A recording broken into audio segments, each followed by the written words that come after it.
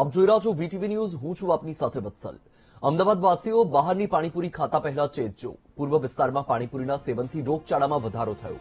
પૂર્વ વિસ્તારમાં પાણીજન્ય રોગચાળો વધતા આરોગ્ય તંત્ર દોડતું થયું. પાણીપુરી બનાવવામાં વપરાતા પાણીમાં ક્લોરીનની ગોળીઓ નખાશે. પાણીપુરીના સેવનથી લોકો બીમાર ન પડે તે માટે તંત્રની કાર્યવાહી. પૂર્વ અને દક્ષિણ ઝોનમાં તંત્રએ પાણીપુરીના પાણીમાં ક્લોરીનની ગોળી નાખવાનું શરૂ કર્યું.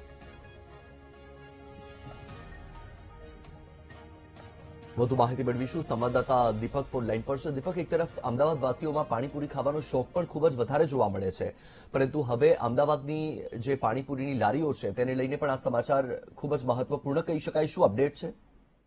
બિલકુલ વત્સલ, જે પાણીપુરી રસિકો છે, આમ તો ખાસ કરીને અમદાવાદીઓ પાણીપુરી માટે ખૂબ જ સાંજ પડે અને લારીઓ પર લાઈનો લગાવતા હોય છે, પરંતુ આ પાણીપુરી જે છે તે તમને બીમાર પાડી શકે છે, કારણ કે જે આંકડા સામે આવ્યા છે રોગચાળાના, પાણીજન્ય રોગચાળાના, તે ખૂબ જ ચોંકાવનારા છે. અને તેના કારણે જ હવે આરોગ્ય વિભાગ જે છે તે સાબદું બન્યું છે અને તેના દ્વારા જે પાણીપુરીની લારીઓ ઉભી રહે છે પૂર્વ વિસ્તાર અને દક્ષિણ ઝોન, ખાસ કરીને આ વિસ્તારની અંદર કે જ્યાં સૌથી વધારે પાણીજન્ય રોગચાળાના એટલે કે ઝાડા ઉલટી, કોલેરા, ટાઇફોઇડના કેસ જે છે તે વધુ આવતા તેમના દ્વારા હવે આ કાર્યવાહી જે છે તે શરૂ કરવામાં આવી છે.